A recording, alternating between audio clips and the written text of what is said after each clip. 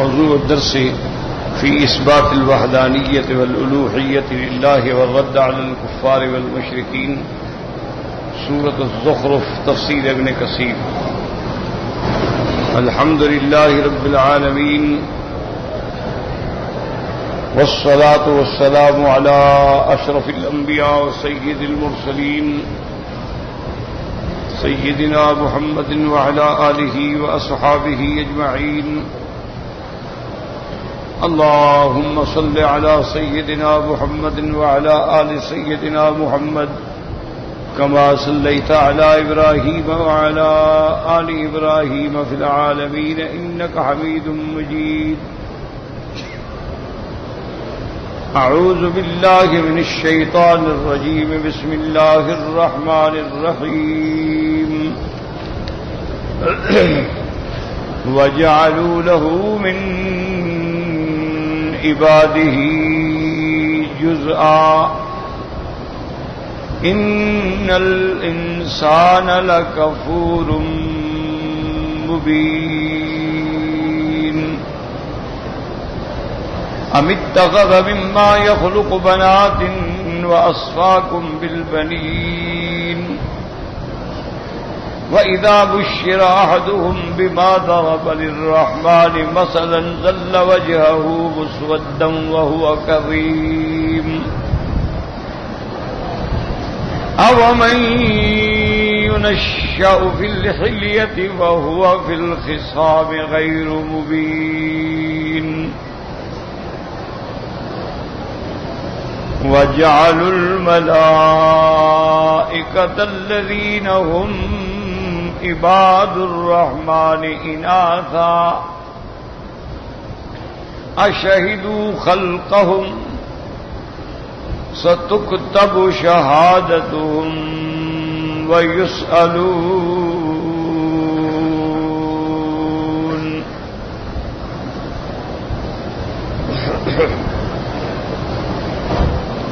وقالوا لو شاء الرحمن ما عبدناهم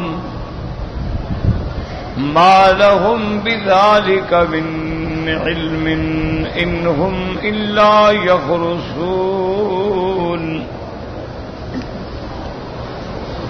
أما آتيناهم كتابا من قبله فهم به مستمسكون. بل قالوا إنا وجدنا آباءنا على أمة وإنا على آثارهم مهتدون. وكذلك ما أرسلنا من قبلك في قرية من نذير إلا قال مترفوها إنا وجدنا آباءنا على أمة وإنا على آثارهم مقتدون. قال أولو جئتكم بأهدى مما وجدتم عليه آباءكم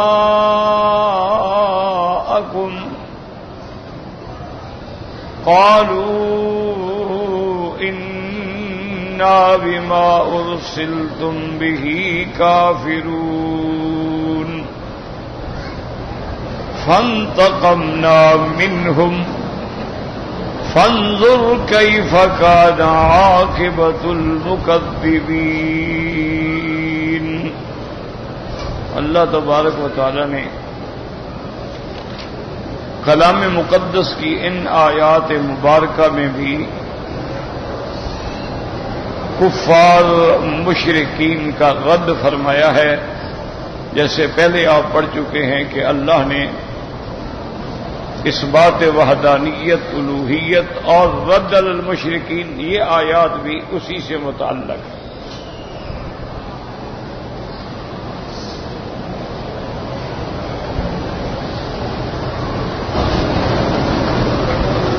یہاں اللہ تبارک و تعالی نے مشرکین کے ایک بہت غلط عقیدے کا ذکر فرمایا ہے. وَجَعَلُوا لَهُ مِنْ عِبَادِهِ جُزْءًا إِنَّ الْإِنسَانَ لَكَفُورٌ مُبِينٌ. اللہ نے فرمایا کہ انہوں نے اللہ کے لیے ٹھہرایا ہے جز. یاد رکھو جز سے مراد کیا ہے؟ اولاد، ولد. کیونکہ ہر ولد جو ہے، ہر لڑکا جو ہے اپنے باپ کا جز ہوتا ہے، اور یہ کہتا ہے کہ ہر کل جو ہے وہ پھر اپنے جز کے لیے محتاج ہوتا ہے. اب دیکھیں نا، انسان ہے، اس کے اجزاء ہیں، پاؤں ہیں، ہاتھ ہیں، انگلیاں ہیں، یہ سب جز ہیں. پورا کامل کیا ہے؟ انسان. تو اب کامل انسان جو ہے وہ ہر جز کا محتاج ہے. انسان پاؤں نہ ہو مسکین کیسے چلے، ہاتھ نہ ہو غریب کیسے کھائے، آنکھیں نہ ہوں تو غریب کیسے دیکھے. تو یہ قاعدہ ہے کہ ہر کل جز کا محتاج ہوتا. تو انہوں نے جو اللہ کے لیے جز بنایا، اولاد بنائی، تو نعوذ باللہ خدا بھی اولاد کا محتاج ہے، اس کو بھی ضرورت ہے.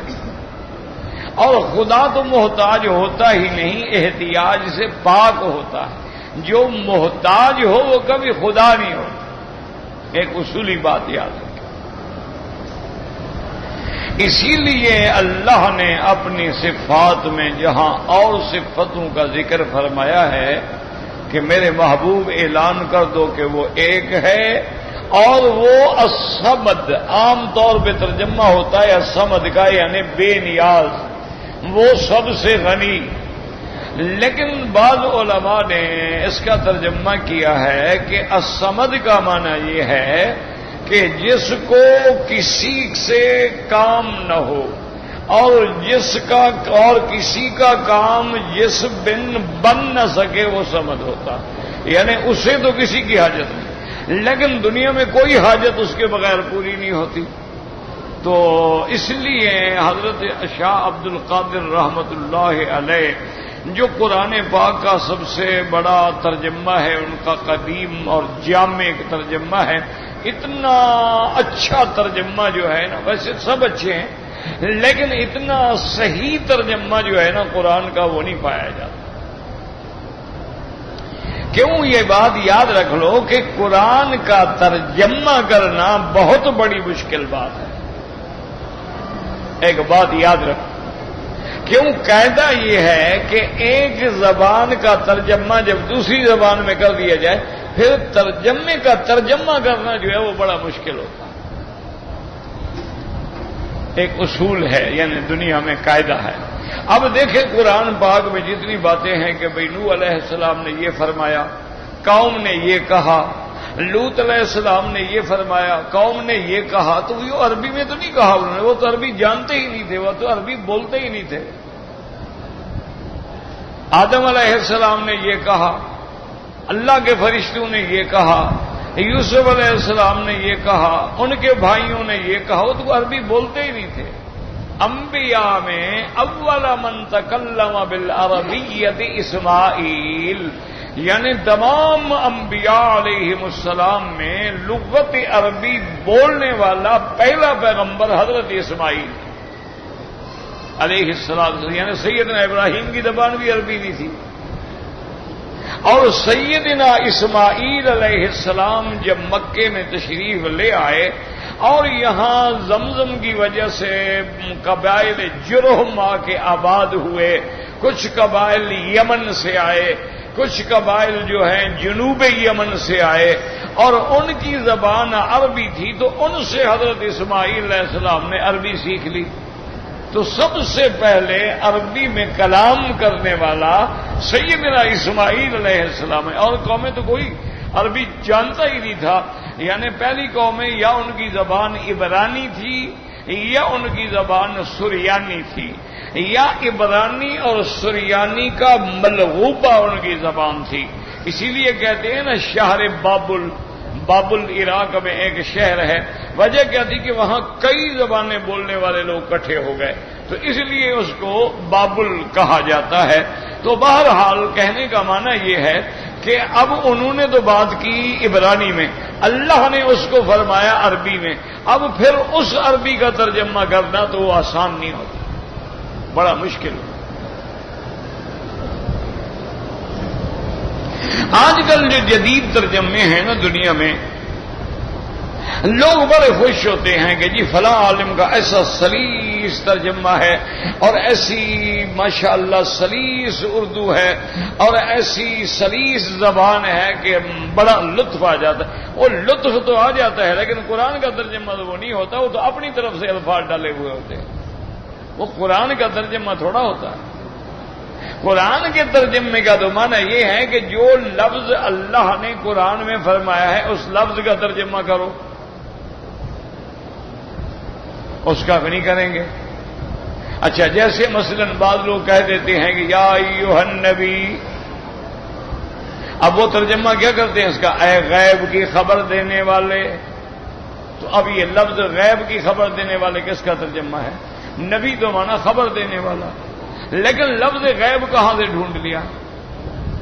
تو یہ ترجمہ تو نہ ہوا، یہ تو تحریف ہو گئی قرآن میں، اللہ کے قرآن کے معنی کو بدل ڈالا گیا۔ اس لیے یعنی یاد رکھیں کہ ترجمہ بہت بڑی بات ہے، اور قرآن کی تفسیر لکھنا جو ہے یہ اور بہت بڑی بات ہے۔ اس لیے لازم ہے ہر انسان پہ کہ وہ ایسا ترجمہ دیکھے جو علماء کے نزدیک مستند ہے، اور ایسی تفسیر پڑھے جس کو علماء نے قبول کیا ہو اور جس پر کسی کے شبہات اور اعتراضات نہ ہوں، ورنہ بندہ جو ہے وہ بھٹک جاتا ہے۔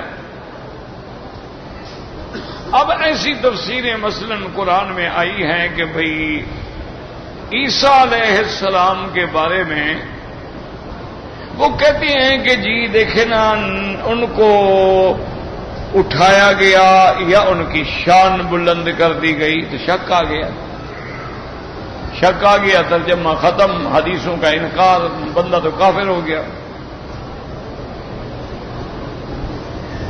کیوں؟ ان غریبوں کو پتہ ہے، وہ کہتے ہیں جی اللہ کہتا ہے بل رفعہ اللہ الیہ، اللہ نے ان کو اونچا کر دیا یا شان بلند کر دی۔ کیونکہ دوسری جگہ آتا ہے کہ وَرَفَعْنَاهُ مَكَانًا عَلِيًّا، اسی طرح قرآن میں آتا ہے نَرْفَعُ دَرَجَاتٍ بَعْضَهُمْ فَوْقَ بَعْضٍ، تو یہ شان اونچے کرنے کے معنی میں بھی آتا ہے۔ تو ایک شبہ آ گیا۔ اسی طرح قرآن کہتا ہے کہ میرے محبوب وَرَفَعْنَا لَكَ ذِكْرَكَ، تیرے ذکر کو ہم نے بہت اونچا کر دیا۔ تو کہتے ہیں بھی یہاں بھی تو رفعنا شان اونچا، حضرت عیسیٰ کا بھی اللہ نے ذکر اونچا کر دیا، شان اونچی کر دی۔ یہ تو نہیں کہ عیسیٰ علیہ السلام زندہ آسمانوں پہ بیٹھے ہیں، تو یہ تحریف ہو گئی قرآن میں، یعنی نعوذ باللہ نعوذ باللہ نعوذ باللہ۔ وہ عقیدہ صحیحہ جو حضور کے زمانے سے لے کر آج تک چلا رہا، اس کا انکار ہو گیا۔ حالانکہ حقیقت یہ ہے کہ اللہ نے عیسیٰ علیہ السلام کو حقیقتاً مع الجسد و روحہ زندہ آسمانوں پہ اٹھا لیا، اور اس کی وجہ یہ ہے کہ تقریباً سینکڑوں احادیث موجود ہیں کہ حضرت عیسیٰ علیہ السلام اتریں گے، تو جانا بھی ثابت، اترنا بھی ثابت۔ تو اب کوئی کہے کہ شان اونچی ہو گئی، تو یہ تو بڑی عجیب بات۔ جب حضور نے فرمایا لَيَنزِلَنَّ عِيسَىٰ ابْنَ مَرْيَمَ عَلَىٰ مِنَارَةِ شَرْقِيَّةٍ بَيْضَاءَ دمشق، کہ عیسیٰ اتریں گے، اور یہ بھی بتایا کہاں اتریں گے، فرمایا دمشق میں ایک مسجد کے مینارے پہ اتریں گے۔ ان یقتل الدجال ویکسر الصلیب، وہ دجال کو قتل کریں گے، صلیب کو توڑیں گے۔ یضع الجزیۃ، جزیہ کو ختم کر دیں گے۔ یملأ الارض عدلا وقسطا، اور پوری دنیا میں عدل و انصاف کا شہرہ اور دورہ کر دیں گے. اس کے بعد آتے ہیں ثم یتزوج، پھر وہ شادی بھی فرمائیں گے. ثم یموت، اس کے بعد ان کو موت آئے گی. ثم یدفن فی روضۃ النبی صلی اللہ علیہ وسلم، وہ حضرت حضور آقا نامدار کے روضہ مبارک میں دفن ہوں گے. تو اب نزول اس پہ سینکڑوں حدیثیں ہیں. اسی لیے علماء نے التصریح بما تواتر بنزول المسیح کے نام سے کتابیں لکھی ہیں کہ احادیث متواترہ ہو گئی ہیں کہ حضرت عیسیٰ زندہ ہیں. اب انہوں نے یہ لکھ دیا کہ عیسیٰ علیہ السلام کے شان کو بلند کر دیا. یہ تو وہی معنی ہوا جو قادیانی کرتا ہے. عیسیٰ علیہ السلام کا زندہ آسمانوں پہ جانے کا وہ بھی منکر ہے. وہ کہتے ہیں عیسیٰ علیہ السلام آسمان پہ نہیں گئے، عیسیٰ علیہ السلام فوت ہو گئے اور کشمیر میں دفن ہو گئے. وہ کہتے ہیں ان کی قبر بھی کشمیر میں ہے. اس کی وجہ کیا تھی کہ اگر عیسیٰ زندہ مان لے تو پھر وہ خود عیسیٰ نہیں بنتا نا. اس نے دعویٰ کرنا تھا مسیح ابن مریم کا کہ وہ جو آنا تھا نا وہ میں ہوں، میں آ گیا ہوں. اس لیے پہلے اس کو فوت کرے تو خود بنے. اب جناب یاد رکھیں کہ مغالطہ کیوں لگا. اگر ان کے پاس علوم ہوتے تو کبھی غلطی نہ کرتے. اللہ فرماتے ہیں وَرَفَعْنَا لَكَ ذِكْرَكَ، یاد رکھو جب رفع کا صلہ لام ہو تو وہاں شان ہوتی ہے، اور جب رفع کا صلہ الہ ہو تو وہاں حقیقی رفع ہوتی ہے.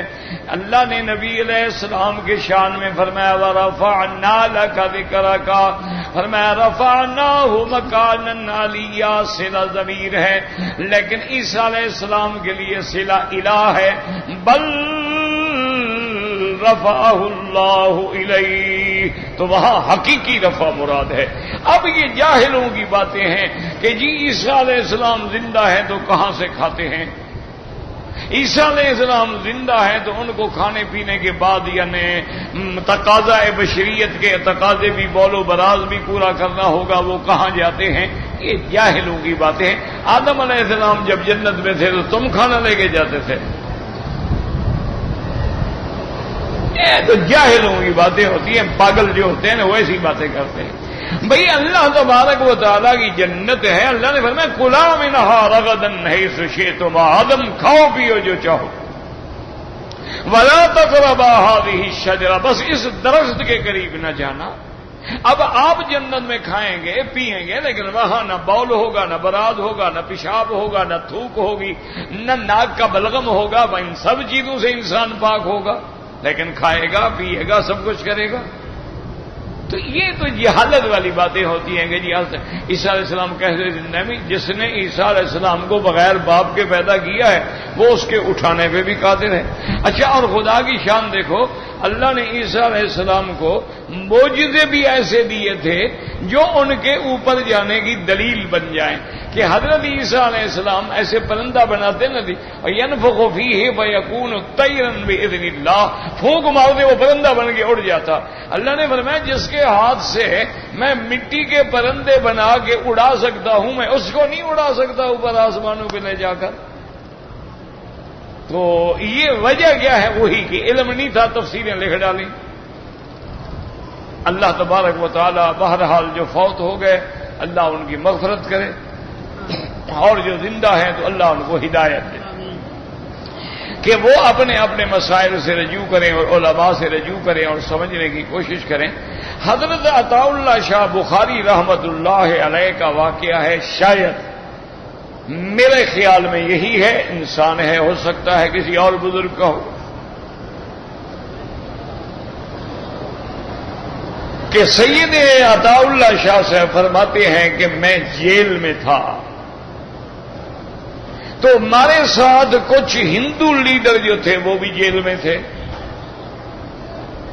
اس دور میں تحریک تھی نا انگریزوں کے خلاف چل رہی تھی، تو اس میں ہندو بھی تھے، سکھ بھی تھے، مسلمان بھی تھے، سب وہ تحریک آزادی کی جنگ لڑ رہے تھے. تو فرماتے ہیں کہ میں قرآن پاک میں حضرت شاہ عبد القادر رحمت اللہ علیہ کے ترجمے کو ترجیح دیتا تھا، اور میری عادت تھی کہ تھوڑا سا صبح ترجمہ کر دیا تاکہ کچھ لوگ جو ہیں آپس میں فائدہ ہو جائے. تو جب اللہ الصمد کا ترجمہ آیا تو حضرت نے لکھا کہ اللہ نرادھار ہے. وہ کہتی ہیں وہ جو ہندو پنڈت بیٹھا تھا نا وہ تو جناب جھوم گیا نا، ایسے جھوم میں وجد میں آ گیا. کہتے ہیں شاہ جی پھر ترجمہ کریں. تو شاہ جی فرماتی ہے میں نے کہا بھی اللہ نرادھار ہے، یہ سنسکرت کا لفظ ہے نرادھار. تو اس نے کہا شاہ جی یہ لفظ آپ لوگوں کو کہاں سے ملا ہے؟ میں نے کہا کیا مانا بابا اس کا کیا ترجمہ؟ اس نے کہا جناب اس جیسا لفظ کوئی اردو میں کسی پنجابی میں سریکی میں مل ہی نہیں سکتا ہے، اس لیے تمہارے بزرگوں نے یہ لفظ لے لیا نرادھار کا، کہ نرادھار کا معنی ہوتا ہے کہ جس بن کسی کا کام نہ بنے اور جس کو کسی کی غرض نہ ہو. صرف کہنا بے نیاز یہ معنی کافی نہیں ہے. مانا یہ ہے کہ اس کو کسی کی حاجت نہ ہو اور کسی کی حاجت اس کے بغیر پوری نہ ہو، یہ مانا ہوتا ہے تو ایک لفظ کے ترجمے کے لیے. اب دیکھیں شاہ عبد القادر کو چونکہ اردو میں لفظ نہیں ملا، کسی اور زبان میں انہوں نے جناب سنسکرت کا لفظ تو لے لیا لیکن قرآن کا ترجمہ صحیح کیا کہ قرآن کے ترجمے میں غلطی نہیں آنی چاہیے. قرآن کا ترجمہ بالکل بے عین ہی وہی ہو جو ہم تو کہتے جیسے اب قرآن میں آتے ہیں نا یمکرون و یمکر اللہ، یہ بھی مکر کرتے ہیں اللہ بھی مکر کرتا ہے. اب جناب یہاں آگے بعض تو ایسا کرتے ہیں یہی لکھ دیتے ہیں انہوں نے بھی مکر کیا اللہ نے بھی مکر کیا. بعض نے آگے کہہ دیا انہوں نے مکر کیا اللہ نے تدبیر کیا. تو صحیح ترجمہ نہیں کر سکے، وہ لفظ مکر سے ڈر جاتے ہیں کہ اللہ کو کیسے کہیں کہ اللہ مکر کرتا ہے. وہ اس بات سے گھبرا جاتے ہیں کہ لفظ مکر اور پھر خدا پہ اللہ تو مکر سے پاک ہے. ہم یہ تو نہیں کہہ سکتے نعوذ باللہ اللہ مکار ہے، لیکن قرآن کہتا ہے یمکرون و یمکر اللہ واللہ خیر الماکرین. قرآن کہتے ہیں یخادعون اللہ وہو خادعہم. یاد رکھو ہمیشہ کہ صرف یخادعون خدا کا لفظ یا مکر کا لفظ یا ایسے الفاظ جو ہیں منفردن اللہ پہ اطلاق کرنا حرام ہے. ایک بات اچھی طرح سمجھو، لیکن تقابل میں استعمال کرنا جو ہے وہ جائز ہے. کیوں؟ مکر کرنا بری بات ہے لیکن کسی مکر والے کے مکر کو توڑ دینا جو ہے یہ تو شان ہے. بات سمجھو، یعنی خود مکر کرے یہ تو بری بات ہے، اللہ اس سے پاک ہے، اللہ تبارک و تعالیٰ کی ذات منزہ ہے. اور لیکن یہ ہے کہ جب سارے قریش مکر کریں اور اللہ اپنے مکر سے ان کے مکر کو توڑ ڈالیں تو پھر یہ تو شان ہے نا کہ سب کے مکر ٹوٹ پھوٹ گئے اور میرا مدنی محمد مصطفیٰ صحیح سلامت غار میں پہنچے، مدینہ پہنچے، اور سارے کافروں نے جو مکر کیا تھا جو ہیلا کیا تھا کسی کام نہ آیا. تو اس لیے ہمیشہ یاد رکھو یخادعون اکیلا نہیں، یخادعون اللہ وہو خادعہم. تو جب خدا کے مقابلے پہ ہو تو استعمال جائز ہے، منفردن اللہ پہ استعمال کرنا ناجائز ہے. تو اس لیے تفسیر جو ہے وہ بڑا ہی مشکل ترین کام ہے. ویسے بہرحال جنہوں نے بھی کوشش کی ہے محنتیں کی ہیں اللہ تبارک و تعالی. اب دیکھیں نا جی کہ قرآن میں آتا ہے وَرَفَعْنَا فَوْقَهُمُ الطُّورَ. اب جناب یہ ہے کہ بعض مفسرین جو ہمارے بیچارے بعد میں لکھنے والے انہوں نے لکھ دیا کہ بھئی یہ معنی نہیں ہے کہ اللہ نے پہاڑ طور اٹھا، معنی یہ ہے کہ ان کے دماغوں میں ایسی بات ڈال دی گئی، ایسا ڈر ڈال دیا گیا گویا ان پہ کوہ طور پہاڑ گر پڑے گا. یعنی حقیقت نہیں گویا، یعنی معنی یہ ہے ان کے دلوں میں ایسا خیال بٹھا دیا گیا کہ گویا ہم پہ پہاڑ گر پڑے گا. یہ اللہ کے قرآن کے ترجمے میں تعریف ہے. قرآن تو کہتا ہے وَرَفَعْنَا، پھر کہتا ہے فَوْقَهُمْ. اللہ نے رفع کی نسبت اپنی طرف کی ہے تاکہ کوئی جاہل یہ نہ کہہ سکے کہ پہاڑ کیسے اٹھایا گیا. اب جب اللہ کی طرف ہو تو اللہ رکھنے پہ بھی قادر ہیں, اٹھانے پہ بھی قادر ہیں. وہ حقیقی رفع تھی کہ پہاڑ کو ان کے اوپر کھڑا کر دیا گیا. یہ تخیل نہیں تھا, یہ خیال نہیں تھا. جیسے بہت سارے تمہارے اردو کے مفسرین نے لکھ دیا ہے کہ دجال کے بارے میں حضور کو بھی شبہ تھا. بہرحال یہ دجال جو ہے ایک افسانہ ہے, اس کی کوئی حقیقت نہیں ہے. نعوذ باللہ, یعنی قرآن کا بھی انکار, حدیثوں کا بھی انکار. انا للہ و انا الیہ راجعون.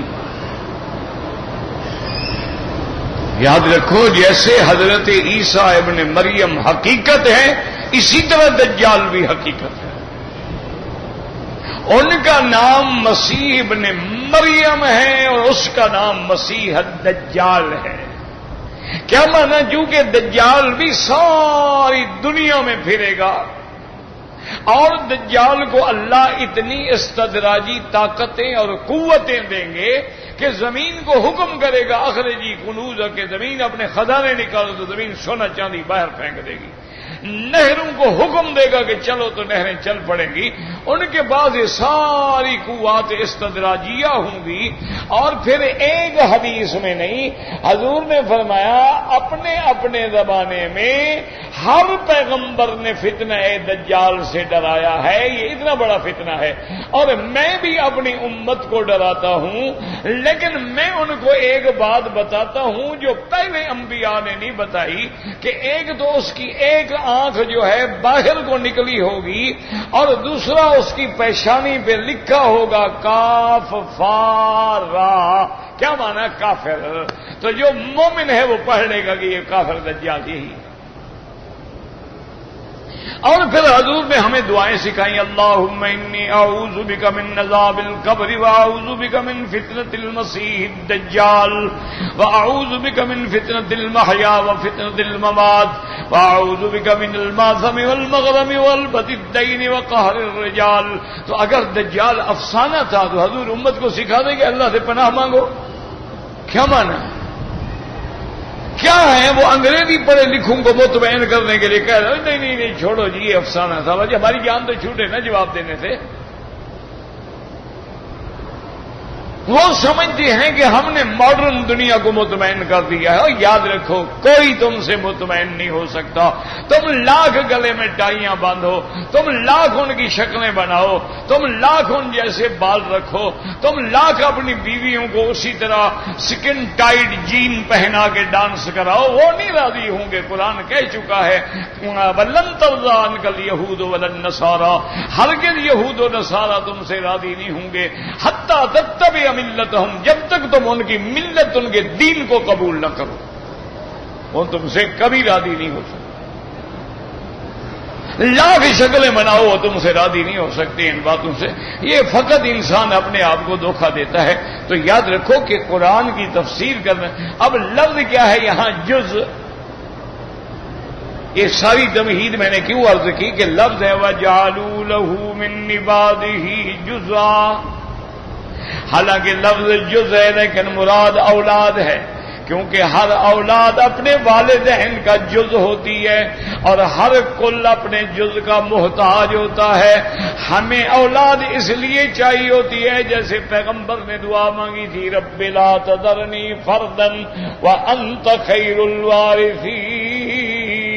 یا اللہ مجھے اکیلا نہ فوت کر دے, مجھے اولاد عطا فرما تاکہ میرے بعد میری نسل قائم رہے, میرے بعد میرا مشن پہ چلنے چلانے والے قائم رہے.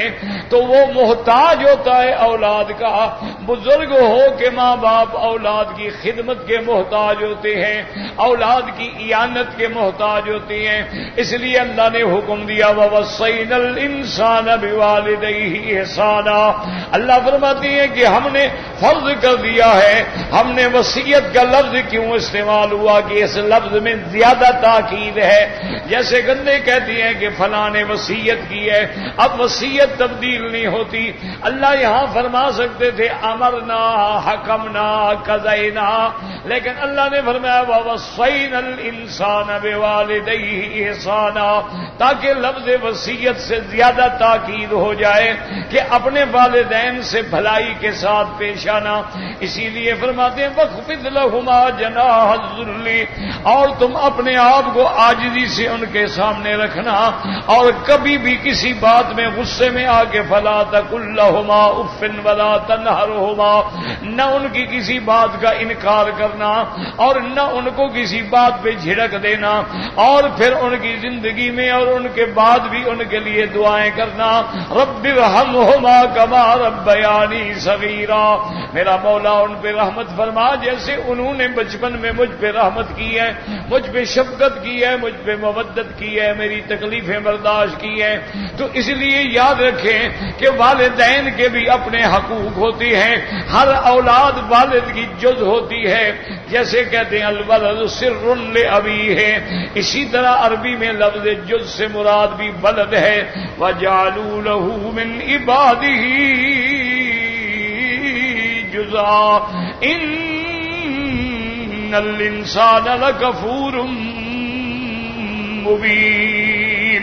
اللہ کے قرآن کو سمجھو، اللہ فرماتے ہیں وَجَعَلُوا لَهُ مِنْ عِبَادِهِ، ان کے بندوں میں سے اللہ تعالی کے لیے انہوں نے اولاد بنائی۔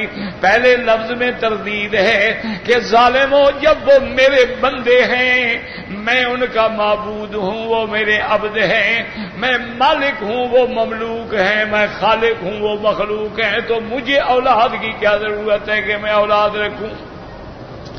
وَجَعَلُوا لَهُ مِنْ عِبَادِهِ جُزْءًا إِنَّ الْإِنسَانَ لَكَفُورٌ مُبِينٌ۔ اور یاد رکھو یہ سب کافروں کا عقیدہ تھا۔ حضرت عزیر کے بارے میں یہودی کہتے تھے اللہ کا بیٹا ہے، اور نصرانی حضرت عیسیٰ کے بارے میں کہتے تھے کہ اللہ کا بیٹا ہے۔ قالت اليهود عزیر ابن اللہ وقالت النصارى المسیح ابن اللہ، یہود کہتے ہیں کہ حضرت عزیر اللہ کے بیٹے ہیں، نصارہ کہتے ہیں کہ حضرت عیسیٰ اللہ کے بیٹے ہیں، اور مکے والے کیا کہتے تھے؟ وہ کہتے تھے الملائکۃ بنات اللہ، وہ کہتے تھے کہ فرشتے جو ہیں یہ اللہ کی بیٹیاں ہیں۔ یعنی پیچھے کوئی بھی نہیں رہا، یہودیوں نے ایک بیٹا بنایا، نصارہ نے ایک بیٹا بنایا، مکے والوں نے سارے فرشتوں کو بیٹیاں بنا دیا۔ اچھا، اور ہمارے مسلمانوں نے سب سے زیادہ ترقی کی ہے ماشاءاللہ۔ دعا کیا کرو اللہ، ہمارے مسلمانوں نے ایسا کمال کیا ہے نا جی، انہوں نے کہا یار یہ بیٹا بناؤ بیٹی بناؤ، یہ کیا جھگڑا ہے؟ خود نبی کو خدا بناؤ، کہو محمد مصطفیٰ خدا ہے، جو مستوی تھا عرش پہ خدا ہو کر اتر پڑا ہے مدینے میں مصطفیٰ ہو کر۔ انہوں نے کہا عرش پہ خدا تھا، مدینے میں مصطفیٰ تھا۔ انہوں نے کہا وہ احد ہے، یہ احمد ہے، صرف میم کا پردہ ہٹا دو تو وہ بھی احد ہے اور یہ بھی احد ہے۔ انہوں نے ایسی ترقی کی ماشاءاللہ۔ انہوں نے کہا بیٹے بنا بنا کے کیوں چھوٹا موٹا کام کرتے ہو، سیدھا جمپ کرو کہ نبی خود خدا ہے، بات ہی ختم، قصہ ہی ختم کرو، جان چھوڑ کے۔ انا للہ و انا الیہ راجعون۔ دعا کریں اللہ ان کو بھی ہدایت دے۔ مکے مدینے میں رہ کے ہدایت کی دعائیں کیا کرو، کسی کی بربادی کی دعا کرنے سے کیا ہو جائے، کیا مل جائے گا تمہیں؟ اللہ ہدایت دے دے وہ بھی۔ اچھا، یہودیوں نے کیوں کہا عزیر محبت میں آ گئے، نصارہ نے کیوں کہا کہ عیسیٰ خدا کا بیٹا ہے، محبت میں آ گئے۔ یہ بیچارے بھی محبت میں آ کے حد سے زیادہ بڑھ جاتے ہیں۔ اس لیے حضرت علی نے فرمایا تھا سیہلک فی فئتان محب مفرط و مبغض مفرط۔ حضرت علی نے فرمایا میرے بارے میں دو جماعتیں برباد ہو جائیں گی، ایک میری محبت میں بڑھ جائیں گے، مجھے مولا بنا دیں گے، مجھے مشکل کشا بنا دیں گے، مجھے حاجت روا بنا دیں گے اور مجھے خود خدا بنا دیں گے، اور ایک میری دشمنی میں بڑھ جائیں گے، وہ حضرت علی فرماتے ہیں مجھے مسلمان بھی نہیں سمجھیں گے۔ جیسے خوارج ہیں، نواسب ہیں، وہ حضرت علی کے اسلام کے بھی قائل نہیں ہیں، وہ کہتے ہیں نعوذ باللہ حضرت علی تو بی بی فاطمہ کا دشمن تھا، اس لیے بی بی فاطمہ کو مار مار کے مار دیا اور رات کو جنازہ پڑھ دیا تاکہ صحابہ کے اندر راز نہ کھلے اس مسئلے کا۔ اللہ اللہ کے نبی نے حضرت علی کو دوسری شادی سے روکا تھا اور آپ نے تو کئی شادیاں کر ڈالی، وہ تو نبی کا بھی مخالف تھا، نعوذ باللہ، تو وہ یوں برباد ہو گئے اور خدا بنانے والے یوں برباد ہو گئے۔ اور فرمایا کہ حق پر کون جماعت ہوگی؟ اہل سنت والجماعہ، جو مجھے اللہ کا بندہ سمجھیں گے، جو مجھے داماد محمد مصطفیٰ سمجھیں گے، جو مجھے ابو الحسن والحسین سمجھیں گے، جو مجھے خلیفہ راشد خلیفہ رابع الخلفاء سمجھیں گے، جو مجھے ابن عم النبی المصطفیٰ سمجھیں گے، وہ کامیاب ہوں گے قیامت والے دن۔ نہ انہوں نے مجھے مشکل کشا بنایا، نہ میری شان میں گستاخی کی ہے۔ یہی وجہ ہوتی ہے کہ آدمی یا محبت میں بڑھ جاتا ہے یا بغض میں بڑھ جاتا ہے۔ اب انہوں نے بھی کہہ دیا نعوذ باللہ کہ ملائکہ اللہ تبارک و تعالیٰ کی بیٹیاں ہیں۔ اللہ تبارک و تعالیٰ رحمت فرمائے، محبت ہو یا بغض ہو، کامیابی یہ ہے کہ اعتدال پہ ہو آدمی۔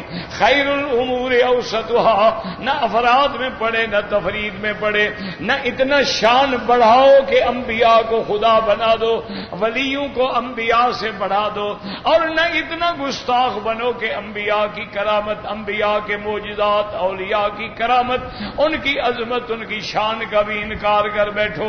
نہیں، اعتدال، خدا خدا ہے، انبیاء انبیاء ہیں، اولیاء اولیاء ہیں، ہر کسی کا ایک مقام ہے۔ گر فرق مراتب نہ کنی زندگی، اگر ان مراتب کا خیال نہ کرو تو پھر تم بھی زندیق بن جاؤ گے۔ اللہ نے مقام دیا ہے، یہ ماں ہے، یہ بیٹی ہے، یہ بہن ہے، یہ بیوی ہے۔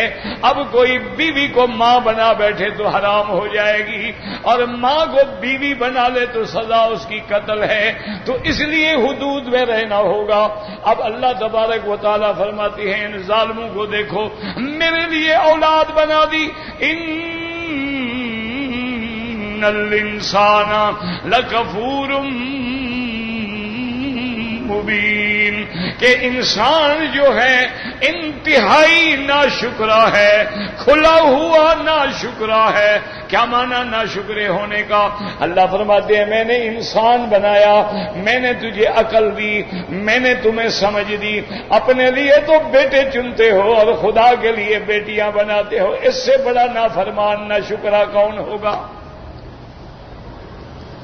اللہ اکبر۔ اللہ نے فرمایا کہ دیکھو ظالموں نے میرے لیے بیٹیاں بنا دی ہیں، کہ فرشتے جو ہیں اللہ کی بیٹیاں ہیں۔ اور آگے قرآن پاک نے اس کی دلیل رد جو فرماتے ہیں ام اتخذ مما یخلق، ام اتخذ مما یخلق بنات واصفاکم بالبنین۔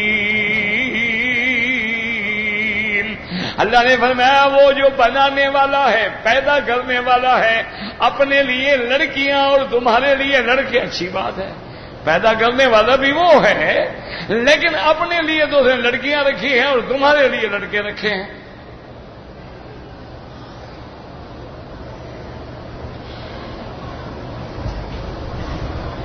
اصل بات یاد رکھو کہ جب آدمی اللہ کی توحید کو چھوڑ دیتا ہے نا، ایک مسئلہ اچھی طرح سمجھا کرو، دماغ میں رکھا کرو، جب اللہ کی توحید کو چھوڑ دیتا ہے نا تو اللہ کا غضب آتا ہے،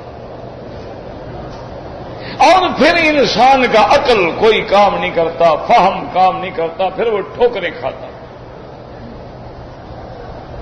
ایک اللہ کا سجدہ کا انکار کرو تو تمہیں کروڑوں مقام پہ سجدہ کرنا پڑے گا۔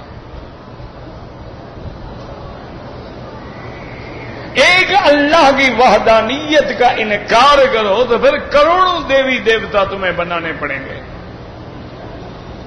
ایک اصولی بات یاد رکھیں کہ آدمی جب گناہ کرتا ہے، جب جرم کرتا ہے، تو سب سے پہلے اس پہ اللہ کی لعنت آتی ہے، غضب آتی ہے، اس کا عقل چھن جاتا ہے، پھر محض وہ ڈھکوسلے اور تخیلات اور توہمات اور شبہات کے ذریعے باتیں کرتے۔ اب دیکھو نا کہ ملائکہ اللہ کی بیٹیاں، تم ملائکہ کے پہلے قائل بھی ہو، تم تو فرشتوں کو مانتے ہی نہیں، تو جب تمہارا فرشتوں سے انکار ہے، حضور پاک نے فرمایا جبریل آئے، تم نے انکار کر دیا، تمہارا تو فرشتوں کے وجود سے انکار ہے، پھر یہ تم نے کہاں سے بنا لیا کہ فرشتے اللہ کی لڑکیاں ہیں؟ تو یہ تخیل۔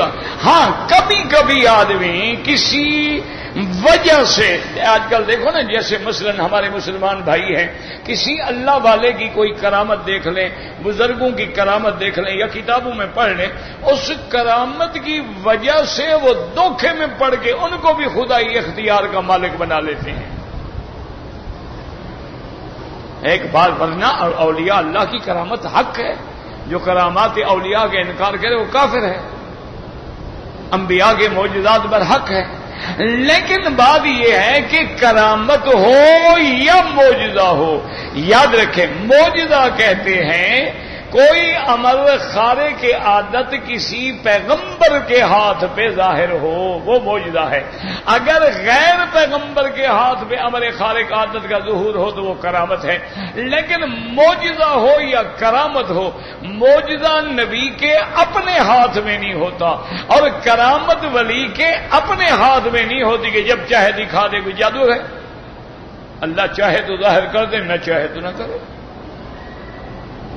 اسی لیے مکے والے آتے تھے نا حضور سے، یا رسول اللہ یہ معجزہ دکھا دو، یہ دکھا دو، یہ دکھا دو، یہ دکھا دو۔ اللہ نے فرمایا میرا مدنی ان جاہلوں کو ایک جواب دو، قل سبحان ربی هل كنت الا بشرا رسولا، ظالموں میں انسان ہوں، اللہ کا پیغمبر ہوں، معجزے میرے ہاتھ میں ہیں کہ میں تمہیں دکھا دوں؟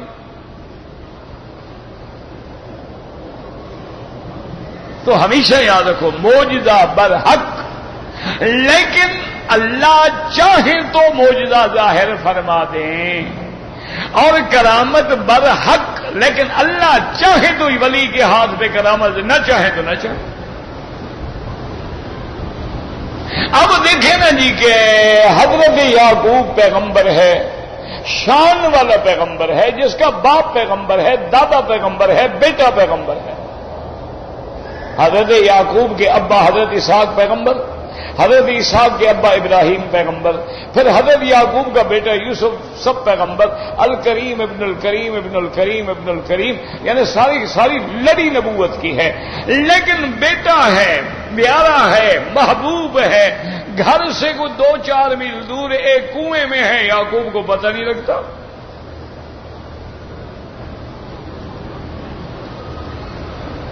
اب تم قرآن کی تفسیریں بدل رہے، نہیں یعقوب کو تو پتا تھا، اسی لیے انہوں نے کہا تھا بل سولت لکم انفسکم امرا، انہوں نے بیٹوں سے کہا تھا تم نے جھوٹ بنایا ہے، چونکہ حضرت یعقوب کو پتا تھا تو نکالا کیوں نہیں ظالموں؟ خدا کا خوف کرو، اللہ سے ڈرو۔ وہ تو سمجھ ہی فرمایا، انہوں نے جب دیکھا نا قمیص لے کے آئے اور قمیص پہ خون لگا ہوا اور جناب سارا جاؤ والا قمیص ہی بے دمن قدر جھوٹا خون لگا کے آ گئے، تو حضرت یعقوب کو اس سے اندازہ ہوا۔ آپ نے فرمایا یار بڑا جنگل کا بھیڑیا بھی بڑا شریف تھا۔ انہوں نے کہا کیسے؟ انہوں نے کہا اس کے اندر سے میرے بیٹے یوسف کو تو لے کے کھا پھاڑ گیا، لیکن قمیص نہیں پھٹا، قمیص اتار کے تمہیں دے دیا اور یوسف کو لے گیا۔ کتنا شریف بھیڑیا تھا وہ، تو اس بات کو دیکھ کے پیغمبر کہہ رہا ہے وہ اللہ کے بندے قمیص جو لائے تو کم سے کم پھاڑ کے تو لے آؤ نا، جھوٹ بولنا نہیں آیا ہوگا نا، ہماری برادری ہوتی تو مکمل جھوٹ بولتی نا۔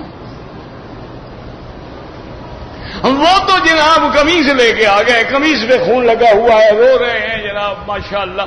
تو یہ جتنے خون لگا کے رونے والے ہوتے ہیں نا، سمجھ لو اگر یوسف کے بھائی سچے نہیں تو یہ بھی سچے نہیں ہوتے ہیں۔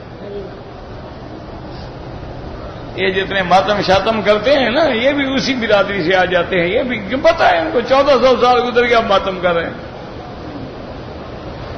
اور 1400 سال سے 1200 سال سے ایک ایسا جھوٹ بول رہے ہیں کہ گھوڑا لے آتے ہیں جناب۔ کیوں؟ حضرت حسین تو گھوڑے پہ گئے نہیں، خدا کے بندے، انہوں نے تو اونٹ پہ سفر کیا ہے، تو تم اونٹ نکالا کرو، گھوڑا کہاں سے پکڑ کے لے آئے تم؟ اچھا اگر بفرض محال 1 منٹ کے لیے ہم مان لیتے ہیں گھوڑے پہ گئے تھے، تو جو گھوڑا حسین کو شہید کرا کے گھر واپس آئے اس کو ڈنڈے مارنے چاہیے کہ اس کا استقبال کرنا چاہیے؟ سوار کو گرا کے شہید کرا کے آ گیا آپ بچ کے، اچھا گھوڑا ہے بھائی، گھوڑے تو وفادار ہوتے ہیں، مالک پہ مر جاتے ہیں، وہ تو جان دے دیتے ہیں۔ وہ تو مالک سے بے وفائی نہیں کرتے. گھوڑے کے اندر تو اللہ نے صفتیں رکھی ہیں، بڑا اصیل ہوتے ہیں. تو اس لیے یہ سب قصے کہانیاں ہوتی ہیں.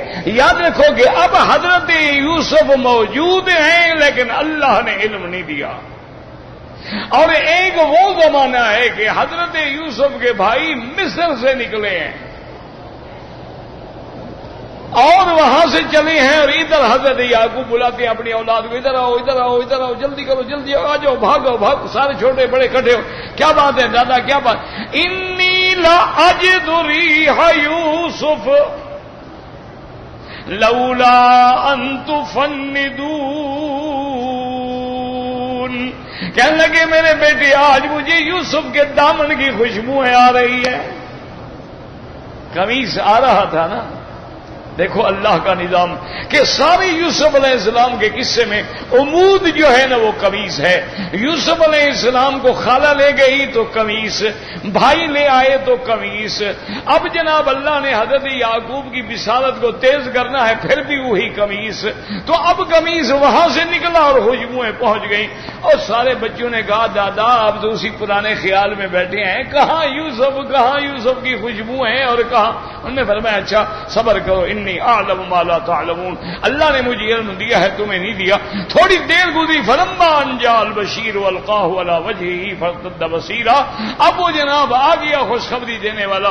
انہوں نے کہا یہ یوسف علیہ السلام کا قمیص ہے، آپ کی آنکھوں پہ رکھا، آنکھیں روشن ہو گئی. آپ نے فرمایا علم کل کو میں نے نہیں کہا تھا تمہیں. تو اب اگر اللہ خبر دے تو خوشبو قمیض کی پہنچ جائے اور نہ پہنچائے تو پورا یوسف موجود ہے، اس کی خوشبو نہیں پہنچتی. اس لیے ہمیشہ یاد رکھا کریں کہ یہ ساری چیزیں اللہ کے ہاتھ میں ہیں. اللہ ہمیں صحیح عقیدے پہ چلنے کی توفیق دے. آپ کے سوال بھی رہ جاتے ہیں نا، اور سارے کام پورے کرنے پڑتے ہیں. میرا بھائی خاک شفا جو ہے مدینہ منورہ میں صحیح حدیث میں ہے کہ صحابہ بیمار ہو گئے.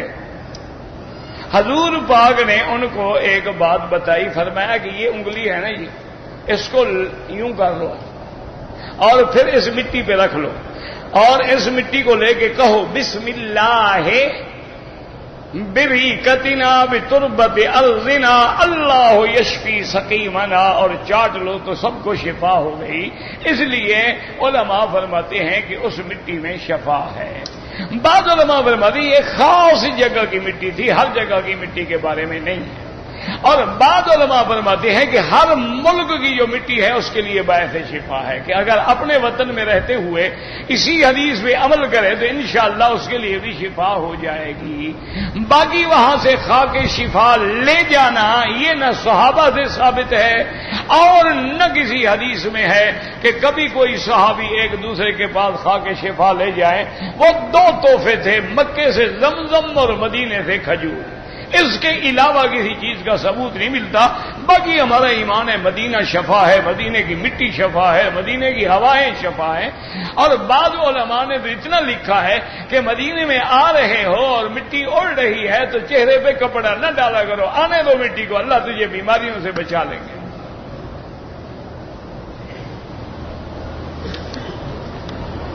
وضو میرا قائم نہیں رہتا، کوئی بات نہیں، اللہ کے ہاتھ میں ہے.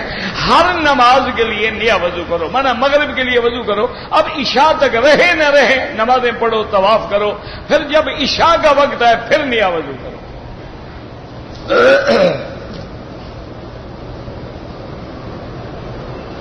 ہماری فلائٹ جو ہے 11:30 بجے ہے، کراچی میں 6:30 بجے. جہاز میں پڑھو، جہاز میں ساری دنیا نمازیں پڑھتی، تمہیں کیا تکلیف ہے؟ ٹائم دیکھ کے جہاز میں پڑھ لو. حضور کے عشق میں سبز امامہ باندھنا جو ہے یہ کوئی دلیل نہیں ہے نا میرا بھائی. اگر سبز امامہ باندھنا عشق رسول کی دلیل ہوتی تو ابو بکر عمر عثمان علی سے تم بڑے عاشق تو نہیں ہو؟ وہ بھی تو عاشق تھے نا. جب سرکار دو عالم نے سفید باندھا ہے تو سنت سفید ہے.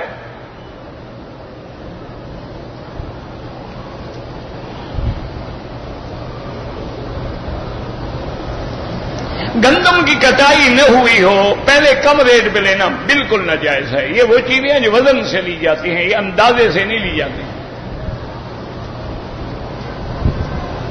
اولیاء اللہ کے نام کے ساتھ رحمت اللہ علیہ لگایا جائے، رضی اللہ بھی کہہ دو کوئی بات نہیں، لیکن لفظ رضی اللہ صحابہ کے لیے ہے، علیہ الصلاۃ والسلام پیغمبر کے لیے ہے، رحمت اللہ اولیاء اللہ اور علماء کے لیے ہے۔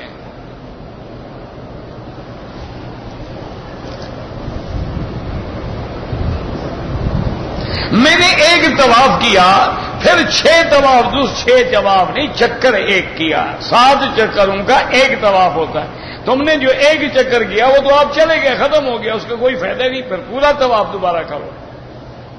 یہ تھوڑا ایک چکر کر کے چلے جاؤ پھر آگے 6 کرنا، اتنا جائز ہے، پھر ابتدا سے شروع ہوگا۔ کسی عام آدمی سے دین کے بارے میں پوچھیں، اگر اس کو آتا ہو تو پوچھ لو، اگر اس کو خود بھی نہ آتا ہو تو تم کیا پوچھو گے؟ فاسألوا اہل الذکر، ان سے پوچھو جو علم والے ہیں، جو فضل والے ہیں۔ ایک لڑکا بیمار ہے، اللہ ہر بیمار کو شفا دے۔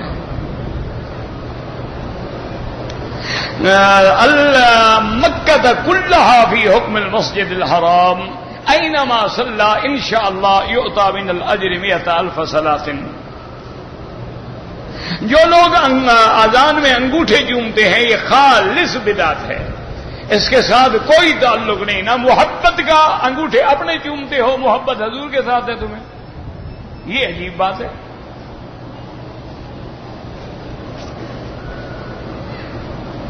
مکہ مدینے میں جو گوشت آتے ہیں، جو باہر سے آتا ہے اس کا کوئی اعتبار نہیں، البتہ جو یہاں کی کمپنیاں ہیں وہ بالکل حلال ہے۔ طائف کو طائف کیوں کہتے ہیں؟ کہتے ہیں کتابوں میں آتا ہے کہ اس کو پھرایا گیا، فرشتوں نے اٹھا کے پھرایا تھا۔ حرم کے اندر خواتین کا درس سنا جا سکتا ہے، عورتیں عورتوں سے سنیں، مرد مردوں سے سنیں۔ آج کل تو خیر ماڈرن زمانہ ہے، عورتیں ماشاءاللہ جمعہ پڑھا رہی ہیں، امام بن گئی ہیں، اب تو ترقی ہو رہی ہے۔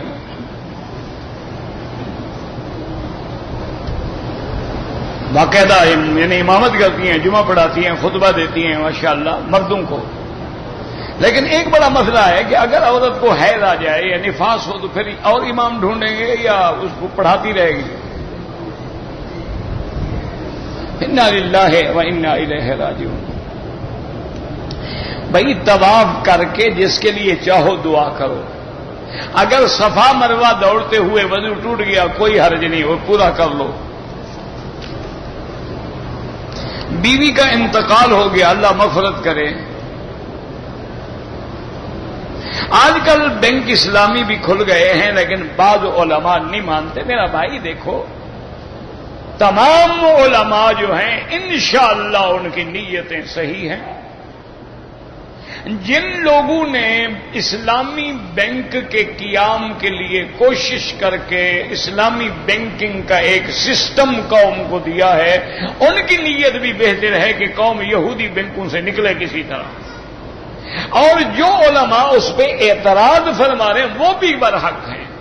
لیکن اعتراض کرنے والے علماء کی خدمت میں میری بس سخت ادب گزارش ہے کہ وہ ہمیں وہ طریقہ دے دیں جس میں اعتراض نہ ہو۔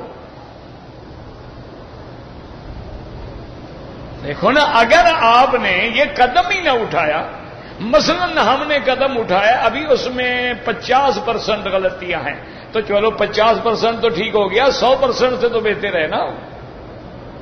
تو اگر آپ کے ہاں یہ 50 والا بھی غلط ہے تو جو صحیح ہو مہربانی کر کے وہ اکٹھا کر کے ہمیں بنا کے دے دیں تاکہ اس پر چلے آدمی، تاکہ یہودی بھی نظام سے تو جان چھوٹے نا۔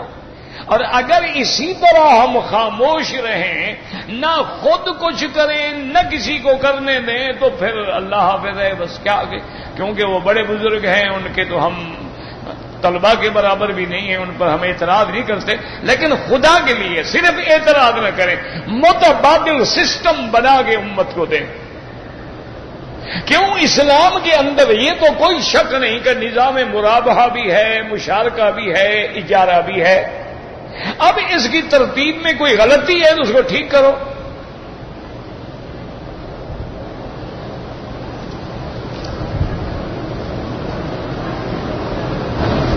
میرا بھائی گزارش یہ ہے کہ 1,00,000 کا حکم تو نماز کے لیے آیا ہے کہ جو مسجد الحرام میں نماز پڑھیں گے 1,00,000 گنا ثواب ملے گا، لیکن قاعدہ یہ ہوتا ہے جب ایک عبادت کا ذکر کر لیا جائے تو ساری عبادتیں اسی میں آ جاتی ہیں، لہذا طواف ہو، نماز ہو، روزہ ہو، انشاءاللہ خیرات ہو، سب اللہ 1,00,000 دیں گے۔ میں نے مغرب کے بعد 2 چکر کیے، پھر عشاء کے بعد باقی کرو نہیں، پھر ابتدا سے شروع کرنا ہوگا۔ میں دادے کے لیے عمرہ کروں، عمرہ کرو، حج کرو، جو مرضی آئے کرو۔ کوئی آدمی ایک سفر میں 2 یا 3 یا 4 عمرے کر 1,00,000 بھی کر سکتا ہے، نفلی عبادت ہے۔ یہ کیا مطلب ہے کہ ایک سفر میں اور عمرہ کوئی نہ کرے؟ پھر تو حاجی کا حج ختم ہو جائے۔ حاجی آتے ہیں اپنے ملک سے عمرہ کرتے ہیں، پھر مدینہ بھیج دیتے ہیں، پھر مدینے سے عمرہ کرتے، سفر تو ایک، لیکن جب مدینے چلا گیا اب سفر دوسرا ہو گیا، بات ختم ہو گئی۔ جب ہم باہر نکل گئے سفر ہو گیا۔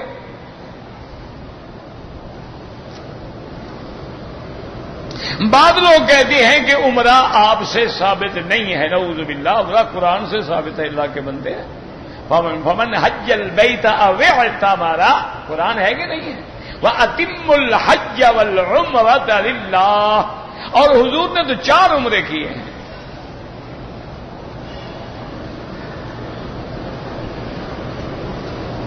نہ کوئی نفلی طواف ہے یا کوئی طواف ہے، اس کے بعد 2 رکعت نماز پڑھنا امام ابو حنیفہ رحمت اللہ علیہ کے نزدیک واجب ہے، باقی ائمہ کے نزدیک سنت ہے، نفل تو کسی کے نزدیک نہیں، نفل تو تم نے بنا رکھی ہے۔ طواف نفلی ہے، جب شروع کیا واجب ہو گیا، اب کیا نفل رہا وہ؟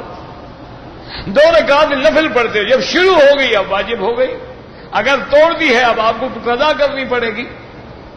تو ہر طواف کے بعد 2 رکعت جو ہے یہ واجب الطواف ہے، کیونکہ امام صاحب فرماتے ہیں کہ سرکار دو عالم سے یہ قطعاً ثابت نہیں کہ آپ نے طواف کیا ہو اور 2 رکعت کبھی چھوڑی ہو۔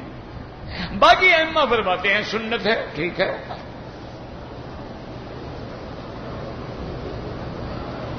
ذی قوت یعنی فرشتہ جبریل جو ہے طاقت والا ہے، اتنی بڑی طاقت ہے کہ قوم لوط کی تمام بستیوں کو اٹھا کے لے گیا ہے، اور پھر وہ عرش کے قریب رہنے والا سدرۃ المنتہا کے پاس قیام کرنے والا ہے، اور امین ہے، یہ جبریل کی صفتیں ہیں۔ ذی قوت عند ذی العرش مکین مطاع ثم امین الی آخر الآیات۔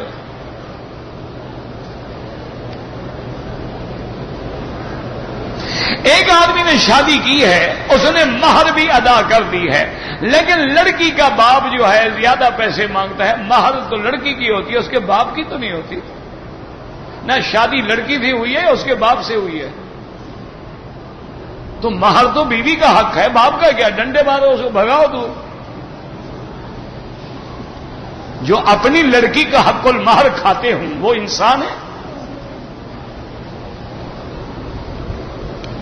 اگر ہم نے فجر کے بعد طواف کیا ہے یا عصر کے بعد کیا ہے تو امام ابو حنیفہ رحمت اللہ علیہ فرماتے ہیں کہ 2 رکعت سورج نکلنے کے بعد پڑھو یا مغرب کے بعد پڑھو۔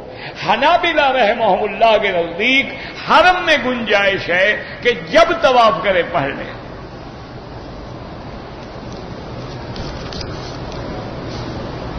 سفید بالوں پہ خضاب لگانا سنت ہے، لیکن کالا نہ لگاؤ، ورنہ حدیث میں ہے غیر الشیب ولو بشیء، ترمذی شریف میں حدیث ہے، اور حضور نے فرمایا کہ الحناء والکتم، مہندی اور کتم جس کو آپ بسمہ کہتے ہیں وہ ملا کے لگایا جائے تو زیادہ بہتر ہے۔ بہرحال کالا نہ ہو، اس کے علاوہ جو مرضی آئے رنگ لگائیں۔ کہتے جی کہ تبلیغی جماعت میں 3 دن یا 40 دن لگانا چاہیے، لگا کے دیکھ لو، اگر برائی سکھاتے ہوں، ڈاکہ قتل وغیرہ تو نہ کرنا، اچھائی سکھاتے ہوں تو کرتے رہنا۔ دیکھو نا، ساتھ جاؤ گے تو پتہ لگے گا نا کہ وہ کیا کرتے ہیں، کیا کہتے ہیں تم سے کہ چوری کرو، ڈاکہ ڈالو، داڑھی منڈاؤ، سگریٹ پیو، حقہ پیا کرو، شراب پیا کرو، ہیروئن پیا کرو، یا دین سکھاتے ہیں؟ اگر دین ہے تو پھر تمہیں کیوں خامخواہ پیٹ میں کرکری ہے؟ دین جو بھی سکھائے ہمیں قبول ہے، تبلیغ والے ہوں یا کوئی اور ہوں۔ کوئی درس کے ذریعے سکھاتا ہے، کوئی تبلیغ کے ذریعے سکھاتا ہے، کوئی قرآن کے ذریعے سکھلاتا ہے، کوئی تحفیظ کے ذریعے سکھاتے ہے، سب دین ہے۔ اللہ تبارک و تعالیٰ سب کی محنتوں کو قبول فرمائے۔ ایک آدمی اذان دے رہا ہے، یہ بھی تو دین ہے، دعوت دے رہا ہے نماز کی۔ اللہم صل علی سیدنا محمد وعلی آل سیدنا محمد کما صلیت علی ابراہیم وعلی آل ابراہیم فی العالمین انک حمید مجید۔ یا حی یا قیوم یا ذا الجلال والاکرام، یا ذا الجلال والاکرام، یا ذا الجلال والاکرام، امتنا علی الاسلام، اللہم ارزقنا حسن الختام، اللہم اجعل خیر ایامنا آخرہا، اللہم انصر الاسلام والمسلمین، اللہم اہلک اعداءک اعداء الدین، اللہم احفظ سائر بلاد المسلمین وہذا البلد الامین فاجعلها آمنا مطمئنا سخاء رخاء الی یوم الدین۔ یا اللہ تمام عالم اسلام کی حفاظت فرما، یا اللہ اسلام کے غلبے اور قوت کا فیصلہ فرما، یا اللہ کفر کی ذلت آمیز شکست کا فیصلہ فرما، یا اللہ پاکستان پہ رحم فرما، یا اللہ پاکستان پہ رحم فرما، یا اللہ پاکستان پہ رحم فرما، یا الہ العالمین ہمارے گناہ معاف فرما دے، ہماری غلطیاں معاف فرما دے، یا اللہ بیماروں کو شفا عطا فرما، بے حیاؤں کو حیا عطا فرما، بے دینوں کو دین عطا فرما، بے اولادوں کو اولاد عطا فرما، بے روزگاروں کو روزگار عطا فرما، قرض داروں کے قرض عطا فرما۔